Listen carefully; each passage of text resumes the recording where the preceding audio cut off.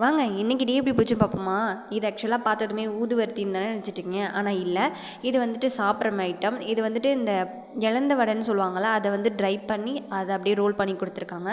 நாளைக்கு வந்துட்டு எங்கள் டிபார்ட்மெண்ட்டில் ஒரு ஃபங்க்ஷன், அதுக்காக தான் ஃப்ளெக்ஸ் வந்துருந்துச்சு. அது எல்லாமே நாங்கள் ஏதோ கரெக்ஷன்ஸ் இருக்கா எப்படி இருக்குன்னு சொல்லிட்டு சுற்றி பார்த்துட்டு இருந்தோம். இன்றைக்கி ஒரு ஸ்னாப்சிஸ் நடக்க போகுது. ஸோ அதுக்காக போர்டு வந்து டெக்கரேட் பண்ண சொன்னாங்க.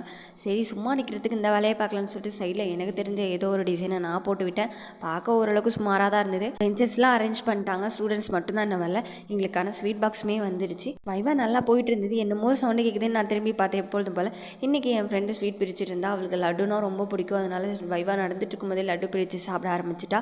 வைவா முடிஞ்சது எல்லாருமே கிளம்பிட்டாங்க. நான் சும்மா கிளாஸ் ரவுண்ட் அடிக்கும்போது பீரோ சைடில் இருந்த இந்த பிளான்ட்டெல்லாம் பார்த்துட்டேன். நாளைக்கு எங்கள் டிபார்ட்மெண்ட்டில் ஒரு ஃபங்க்ஷன், அதுக்காக தான் இப்போ எடுத்துகிட்டு போயிட்டு இருக்க அந்த வாழை இலையுமே அதுக்காக மட்டும்தான். அவுட்டர் சைடு ஃபுல்லாகவே தோரணம் கட்டி முடிச்சிட்டோம். பட் இன்னர் சைட் கிளாஸ்க்குள்ளே மட்டும்தாங்க நாங்கள் இன்னும் முடிக்கவே இல்லை.